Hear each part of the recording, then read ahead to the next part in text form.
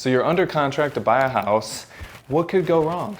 All right, I'm finding out a lot can go wrong. So if you're new to the channel, I'm not a real estate guru or anything like that. I'm actually buying my first home, and I thought it'd be cool to document my whole experience on YouTube and kind of give you guys the perspective of what a first-time home buyer is going through. So anybody buying a house for the first time, or maybe you just haven't bought a house in a while, this could be a good video to watch. So if you haven't seen my last two videos, basically I'm house hunting in the Phoenix, Scottsdale area, and I made some offers on some houses, and one of the offers got accepted. So now I'm under contract. So in this video, I'm gonna tell you all the things that could go wrong when you're under contract to make your deal not go through, which I'm finding out is a lot of things. And there's a lot of information that I can give you on the current house that I'm under contract with, but I'm just being very careful and not making videos about it, and maybe that could sabotage my deal somehow. I'm gonna give you guys the scoop, anyone who wants to know eventually, but it's gonna be an interesting few weeks to see if my deal will go through. So let's get into it. So after you're under contract, you're gonna wanna get an inspection.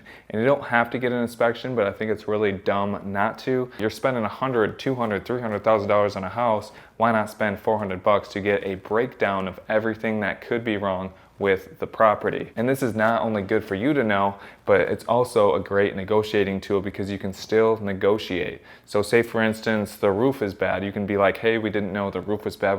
We made the offer. We want a credit of $5,000 to help us pay to fix the roof. You can still do that in the 10-day window after you're under contract. But this can bust a deal on your terms. So say for instance, I make an offer on a house and I'm like, oh, this house needs a new AC unit, it needs a new roof, the foundation's messed up, and I didn't know any of those things. I can say, hey, I need $20,000 as a credit, or else I don't want this house. And the seller can decline that, and you can say, okay, I'm out. You get your escrow back. The only money that you lose is the $400 inspection. So that is the first thing that can make a deal go bust, but it's on the buyer's terms, is the inspection. Now, another thing that first-time home buyers probably don't think about is the appraisal. So if you're borrowing money, like most of you are, unless you're a cash buyer, then you don't really need an appraisal. But if you're getting a loan from a bank, then that bank is gonna send an appraisal out to that property. They're gonna make sure that that property is at least worth what they're giving you for a loan. Say for instance, you make an offer of $300,000, they accept the offer. Now the bank is gonna send an appraiser out there and say the appraisal appraises that property for $250,000.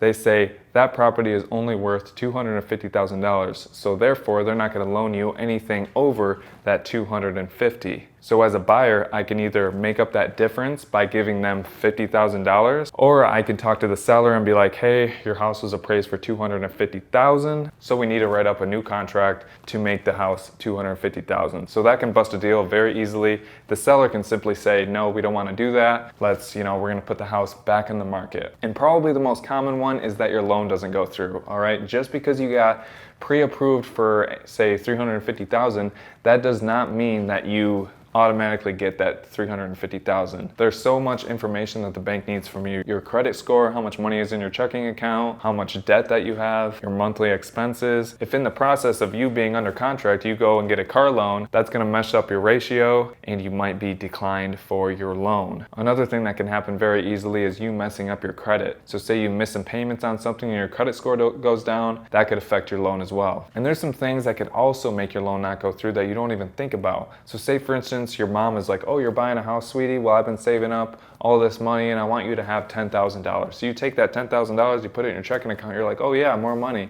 The bank does not like that, because the bank's looking at this like, oh, that's not even his money. They gave him a gift. How do we know that he doesn't have to pay that money back and he's not telling us? And then all of a sudden he gets into more debt. So you can see how that could be a problem for the bank if the bank thinks that you have to pay that $10,000 back, which a lot of people do. A lot of people are like, hey man, all right, I'm trying to buy a house right now, but I don't have the down payment. Can I loan 20 grand off of you? I'm gonna pay you back. Just wait till after it closes. The bank wants nothing to do with that. But that's really it, guys. If your inspection goes well and you don't find anything wrong with the house, or you do find stuff wrong with the house and you ask the seller to fix stuff and they do fix stuff, then you're fine there. If your house gets appraised for what you're asking for, then you're good there. And as long as your loan goes through and there's no changes in credit or there's nothing sketchy on your bank statements, then that should all go through. So those are the three things that can really make a deal bust that I didn't even know about. So in my current situation, one of those three things is not going to plan, and I very easily could be back searching on the market looking for houses. So I'll keep you guys updated. This channel is not a real estate channel. It's more of like a fitness, Jeep